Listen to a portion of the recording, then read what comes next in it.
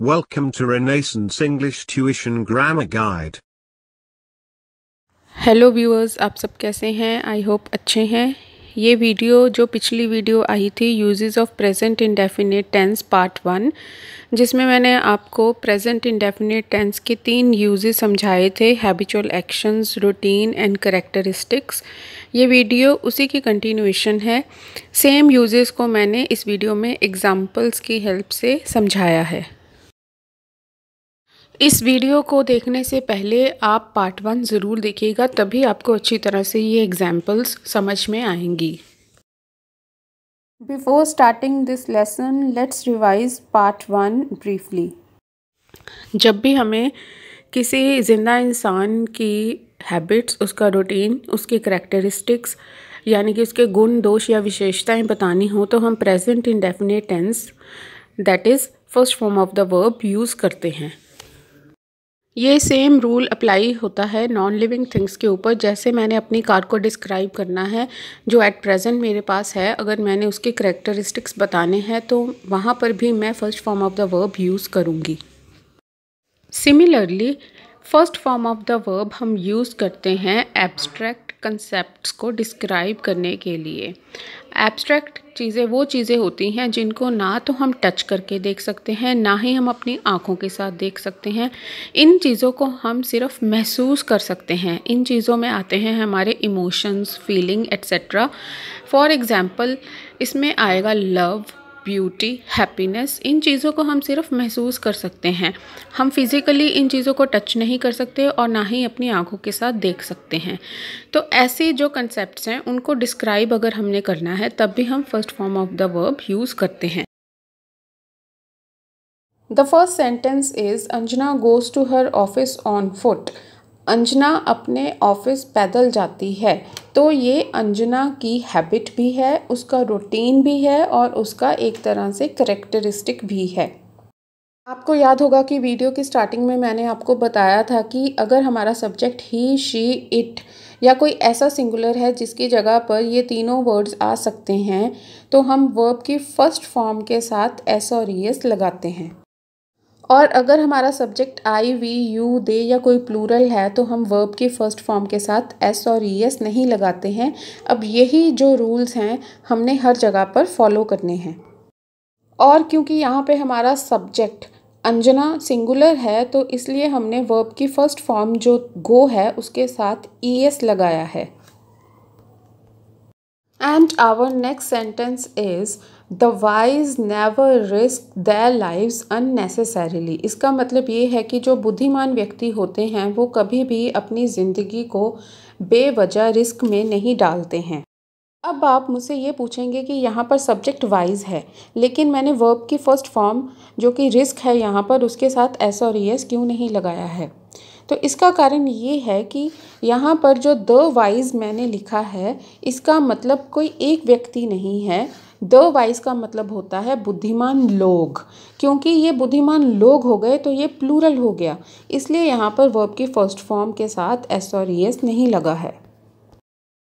और ये सेंटेंस किस कैटेगरी में आता है? ये सेंटेंस आता है बुद्धिमान लोगों के गुण की कैटेगरी में।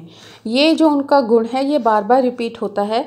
ये वो हमेशा रिपीट करते हैं कि वो अपनी जान को कभी भी बेवजह रिस्क में नहीं डालते हैं, इसलिए यहाँ पर प्रेजेंट इंडेफिनिट टेंस यूज़ हुआ है। And the next sentence is a careful welder works very cautiously. इसका मतलब ये है कि जो सावधान वेल्डर होता है वो हमेशा बहुत ही सावधानी से काम करता है। ये वेल्डर की आदत है जो हमेशा ही वो रिपीट करता है। और यहाँ पर वेल्डर एक इंसान है, सिंगुलर है, इसलिए हमने वर्ब की फर्स्ट फॉर्म वर्क के पीछे एस लगाया है। The next sentence is people these days hanker after money. इसका मतलब ये है कि लोग आजकल पैसे के पीछे पागल हैं, पैसे के पीछे भागे रहते हैं या पैसे को बहुत ही क्रेव करते हैं या उसकी बहुत लालसा रखते हैं। और क्योंकि ये आजकल लोगों का करैक्टरिस्टिक है, एक तरह से उनकी आदत ही बन गई है, इसलिए इस सेंटेंस को हमने first form of the verb लगाकर बनाया है। और यहाँ पर क्योंकि पीपल जो है प्लूरल वर्ड है इसलिए हमने वर्ब की जो फर्स्ट फॉर्म है हैंकर उसके पीछे एस नहीं लगाया है। The next sentence is animal lovers take good care of them. इसका मतलब ये है कि जो एनिमल्स को प्यार करने वाले लोग होते हैं वो उनकी बहुत अच्छी तरह से देखभाल करते हैं। क्योंकि ये एनिमल लवर्स की आदत है इसलिए ये सेंटेंस प्रेजेंट इंडेफिनिट टेंस में बनाया गया है। और क्योंकि एनिमल लवर्स प्लूरल की सेंस में आता है इसलिए हमने वर्ब की फर्स्ट फॉर्म के साथ यहाँ पर एस और ईएस नहीं लगाया है। अगर आपको कभी कन्फ्यूजन हो कि वर्ब की फर्स्ट फॉर्म के साथ प्रेजेंट इंडेफिनिट टेंस में एस और ईएस लगना है या नहीं लगना है तो आप एक ट्रिक अपना सकते हैं। इस ट्रिक में आपने क्या करना है कि आपने ये सोचना है सब्जेक्ट की जगह पर प्रोनाउन कौन सा लगेगा। अब यहाँ पर एनिमल लवर्स की जगह पर आप कौन सा प्रोनाउन यूज़ कर सकते हैं। आप यहाँ पर दे लगा सकते हैं। क्या दे के साथ जब हम वर्ब की फर्स्ट फॉर्म लगाते हैं तो क्या हम उसके साथ एस और ईएस लगाते हैं? नहीं। तो अगर दे के साथ हम वर्ब की फर्स्ट फॉर्म के साथ एस और ईएस नहीं लगाते हैं तो यहाँ पर जब हम एनिमल लवर्स के साथ वर्ब की फर्स्ट फॉर्म लगाएंगे तो यहाँ पर भी हम एस और ईएस नहीं लगाएंगे। ये एक बहुत ही अच्छी ट्रिक है। स्टूडेंट्स को कई बार पता नहीं चलता है कि जो हमारा सब्जेक्ट है वो सिंगुलर है कि प्लूरल है। For example in the case of people, जो पीपल वर्ड है वो उसके पीछे हमने एस तो लगाया नहीं तो कई स्टूडेंट्स ये सोचते हैं कि ये सिंगुलर है। लेकिन आप ये सोचिए कि अगर आप पीपल के लिए कोई प्रोनाउन यूज़ करेंगे तो वो कौन सा प्रोनाउन होगा। पीपल के लिए या तो आप यू बोल सकते हैं या आप वी लगा सकते हैं या आप दे का यूज़ कर सकते हैं। इन तीनों ही केसेस में यू वी दे के केसेस में जब हम इनके साथ वर्ब की फर्स्ट फॉर्म लगाते हैं तो पीछे एस और ईएस नहीं लगाते हैं। तो अगर हम इनके साथ एस और ईएस नहीं लगाते हैं तो पीपल के साथ जब first form of the verb लगेगी तब भी उसके साथ एस और ईएस नहीं लगेगा। तो जल्दी जल्दी नेक्स्ट सेंटेंस देखते हैं। The next sentence is he drives his car very fast. इसका मतलब ये है कि वो अपनी कार बहुत ही तेज़ चलाता है। ये उसकी एक बुरी आदत है। तो ये उसकी आदत ही चाहे अच्छी हो चाहे बुरी हो। तो इसलिए यहाँ पर हमने first form of the verb लगाई है और क्योंकि हमारा सब्जेक्ट सिंगुलर है ही है इसलिए हमने ड्राइव के पीछे एस लगाया है। अब हमारा नेक्स्ट सेंटेंस है वाइट रोजेज लुक ब्यूटीफुल। जो वाइट रोज़ होते हैं वो बहुत ही खूबसूरत होते हैं। अब ये वाइट रोजेज़ का एक करेक्टरिस्टिक है इसलिए यहाँ पर first form of the verb लगी है। और क्योंकि वाइट रोजेज़ जो हैं प्लूरल है इसलिए हमने लुक के साथ एस नहीं लगाया है। The next sentence is my car runs very fast. इसका मतलब ये है कि मेरी कार बहुत तेज़ चलती है। अब ये यहाँ पर मेरी कार का गुण है। मेरी कार एक नॉन लिविंग थिंग है लेकिन ये उसका करेक्टरिस्टिक है तो इसको भी डिस्क्राइब करने के लिए हमने first form of the verb use की है और first form of the verb के साथ एस लगाया है क्योंकि जो हमारा सब्जेक्ट है कार है जो कि एक सिंगुलर है। अब अगर किसी को कन्फ्यूजन है कि कार के साथ जब हम रन लिखेंगे तो उसके साथ एस और ईएस आना है या नहीं आना है तो अगर तो ये प्रेजेंट इंडेफिनिट टेंस है तो हमने ये सोचना है कि कार के लिए हम प्रोनाउन कौन सा यूज़ करेंगे। अब कार के लिए हम प्रोनाउन यूज़ करते हैं इट और हमारा रूल कहता है कि जब हम इट लगाते हैं तो वर्ब की फर्स्ट फॉर्म के साथ एस और ईएस लगाते हैं। तो अगर इट के लिए एस और ईएस लग रहा है तो यहाँ पे माई कार के साथ जब आप वर्ब लगाएंगे तो उसके साथ भी एस या ईएस लगेगा। The next sentence is they always go for running in their night suit. इसका मतलब ये है कि वो जब भी रनिंग के लिए जाते हैं हमेशा अपने नाइट सूट्स पहन के ही निकल जाते हैं। तो ये उनका गुण है या ये उनकी आदत है, भाई उनकी मर्ज़ी है। और क्योंकि यहाँ पे सब्जेक्ट जो है हमारा प्लूरल है, दे प्लूरल है तो यहाँ पे गो के साथ हमने ईएस नहीं लगाया है। अब नेक्स्ट सेंटेंस है she always wears a red lipstick. इसका मतलब ये है कि वो हमेशा रेड लिपस्टिक लगाती है। ये उसकी आदत है और यही उसका रूटीन भी है। इसलिए हमने ये sentence first form of the verb लगाकर बनाया है। और क्योंकि यहाँ पर हमारा सब्जेक्ट शी है जो कि एक सिंगुलर प्रोनाउन है इसलिए वर्ब की जो फर्स्ट फॉर्म है वेयर उसके पीछे एस लगाया गया है। अब मैं आपसे एक बहुत ही इम्पॉर्टेंट मिस्टेक डिस्कस करना चाहती हूँ जो बहुत सारे स्टूडेंट करते हैं। मैंने कई बार ये नोट किया है कि बहुत सारे स्टूडेंट इस सेंटेंस को इस तरह लिखते हैं she always wear a red lipstick. अगर हमारा सब्जेक्ट शी है तो वहाँ पर उनको वेयर के साथ एस और ईएस लगाना पड़ेगा लेकिन वो ये लगाना भूल जाते हैं। वो इसलिए क्योंकि बीच में ऑलवेज आ जाता है और उनको लगता है ऑलवेज के साथ ऑलरेडी एस लगा हुआ है तो उन्होंने वर्ब के साथ एस लगा दिया है। लेकिन उनको ये नहीं पता है कि ऑलवेज जो है वो वर्ब नहीं है, वर्ब इसमें है वेयर। तो हमने एस और ई एस वेयर के साथ लगाना है। ऑलवेज एक एडवर्ब है। अब ये एडवर्ब क्या होती है ये हम किसी और वीडियो में समझेंगे। प्रेजेंट इंडेफिनिट टेंस में हमने वर्ब की फर्स्ट फॉर्म के साथ एस और ई एस लगाना है या नहीं लगाना है ये देखना होता है। तो यहाँ पर हमने ऑलवेज को कंसीडर ही नहीं करना है। इसके लिए आप एक ट्रिक अपना सकते हैं। प्रेजेंट इंडेफिनिट टेंस में जब भी आप ऑलवेज या कोई और एडवर्ब जैसे कि never, often, sometimes, usually, generally ऐसी कोई एडवर्ब लगाकर सेंटेंस बनाते हैं तो आपने उस एडवर्ब के ऊपर उंगली रख लेनी है। फिर आपने देखना है कि आपका सब्जेक्ट कौन सा है। इस केस में हमारा सब्जेक्ट है शी। अब एडवर्ब यानी कि यहाँ पर ऑलवेज के ऊपर हमने उंगली रख ली। अब हमने ये सोचना है कि जो हमारा सब्जेक्ट है उसके अकॉर्डिंग वर्ब की जो फर्स्ट फॉर्म है जो कि यहाँ पर है वेयर, उसके साथ एस और ई एस लगेगा या नहीं लगेगा। अब हम पहले बहुत बार डिस्कस कर चुके हैं कि अगर हमारा सब्जेक्ट ही, शी, इट या कोई ऐसा सिंगुलर है जिसकी जगह पर हम ये प्रोनाउन लगा सकते हैं तो हमने वर्ब की फर्स्ट फॉर्म के साथ एस और ई एस लगाना होता है। तो इस केस में भी हमारा सब्जेक्ट शी है और ऑलवेज के ऊपर हमने रख ली उंगली। अब आप सोचिए जो वर्ब की फर्स्ट फॉर्म है वेयर, उसके साथ एस और ई एस लगेगा या नहीं लगेगा, क्योंकि यहाँ पर शी है, इस केस में लगेगा। तो हमारा सही सेंटेंस इस केस में बनेगा she always wears a red lipstick. अब सेम चीज़ को हम एक दूसरी एग्जांपल लेकर समझते हैं। दूसरा सेंटेंस जो हमने लिया है वो है दे नेवर हेल्प अदर्स। इस सेंटेंस में दे हमारा सब्जेक्ट है जो कि एक प्लूरल है और उसके बाद हमने एडवर्ब यूज़ की है नेवर। ऑलवेज की जगह पर यहाँ पर हमने लगाया है नेवर और उसके बाद हमारी आती है first form of the verb जो कि यहाँ पर है हेल्प। अब इस केस में आपने उंगली रखनी है नेवर के ऊपर। नेवर के ऊपर उंगली रखने के बाद अब आप ये सोचेंगे कि दे अगर हमारा सब्जेक्ट है तो वर्ब की फर्स्ट फॉर्म के साथ एस और एस लगेगा या नहीं लगेगा। और अब तक आपको ये पता लग चुका होगा कि दे जो है वो प्लूरल है और प्लूरल के साथ हम वर्ब की फर्स्ट फॉर्म जब लगाते हैं तो उसके साथ एस और एस नहीं लगाते हैं। तो इस केस में भी जो हमारा सही सेंटेंस है वो होगा they never help others. Help के साथ हम एस और ई एस नहीं लगाएंगे।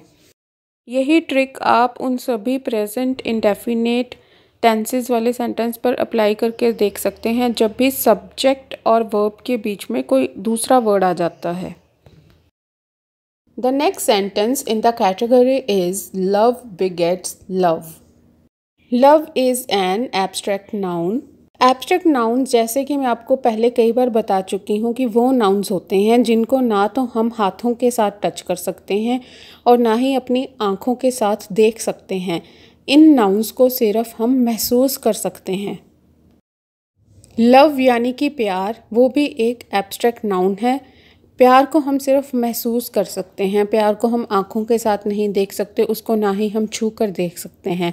तो अगर हमने इस तरह के किसी एब्स्ट्रैक्ट नाउन की कोई प्रॉपर्टी बतानी है तब भी हम first form of the verb use करते हैं। एब्स्ट्रैक्ट नाउन्स वो कंसेप्ट होते हैं जिनको ना तो उंगलियों पर गिना जा सकता है और ना ही जिन्हें नाप तोल कर देखा जा सकता है। इसलिए इन नाउन्स को हमेशा हम सिंगुलर की तरह ट्रीट करते हैं और इनके साथ जब भी first form of the verb लगती है हम वर्ब के साथ एस और ई एस लगाते हैं। इस कंसेप्ट को आप लव की एग्जाम्पल से समझ सकते हैं।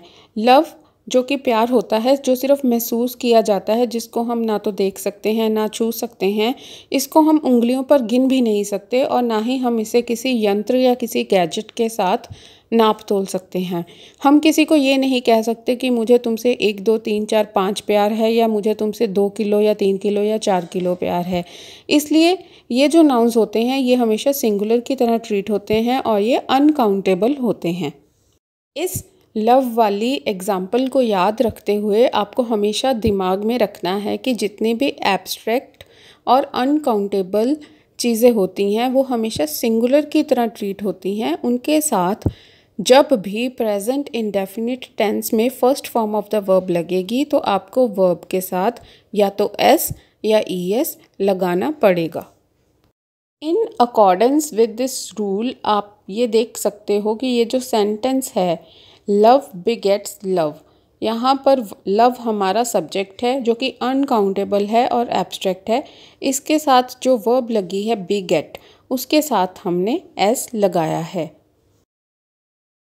And the next sentence is beauty, cleanliness and humility attract everyone.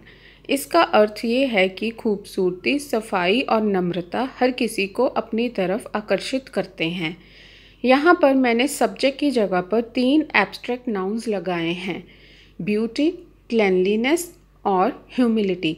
इसकी वजह से सब्जेक्ट हमारा प्लूरल बन गया है, इसीलिए हमने वर्ब की फर्स्ट फॉर्म जो कि यहाँ पर अट्रैक्ट है के पीछे एस नहीं लगाया है।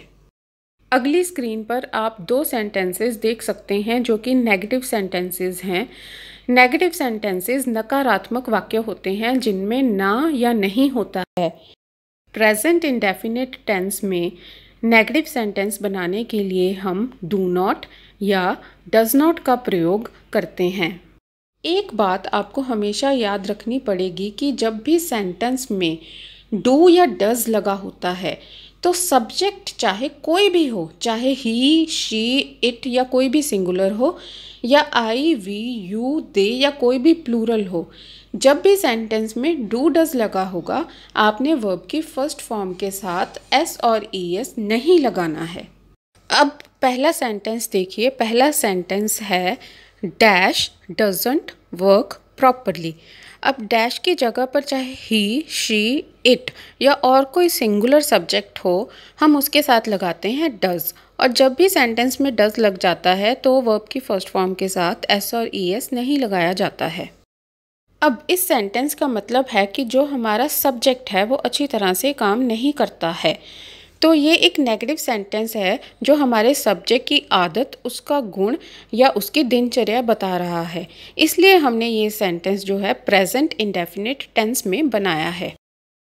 अब हमारा नेक्स्ट सेंटेंस है dash do not walk fast.